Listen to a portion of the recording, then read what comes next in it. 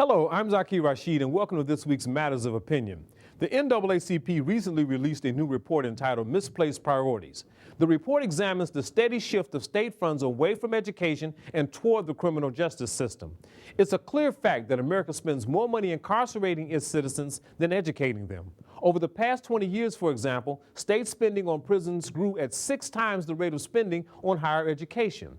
Our country is home to just 5% of the world's population, but we make up a staggering 25% of the world's prisoners. In fact, we lead the world in incarceration in our democracy.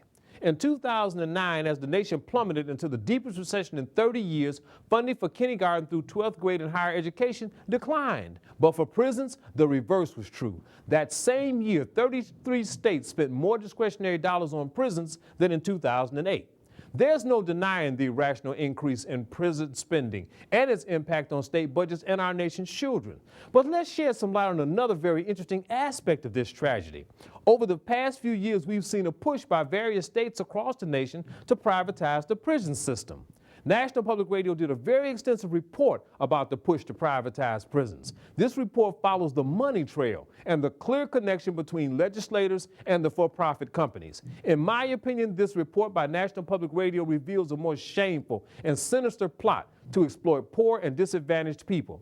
This prison profit plan is geared for one thing only, and that's profits. And the money to feed those profits have been shifted from social and educational budgets. Right now, there are over 2 million Americans in prisons. That's 1 for every 145 people. In my opinion, it's a national disgrace when a lack of education, opportunity, and poverty prevail, and a growing number of people in prison is all we can expect. As more educational and social care programs are cut and eliminated, you can be sure that one of the few growth industries in America will be for-profit prisons. And some people in very high places are already gearing up to cash in on other people's misfortunes. It's easy to be righteous and have that lock 'em all up attitude when your family is among the lucky ones in America, but we should all remember, there but for the grace of God and good fortune goes you or I. Well, that's my opinion. What's yours? You can email me, and you can also view this segment again at villagetv.org or on YouTube if you put ZARASHID in the search box. I'm also on Facebook now.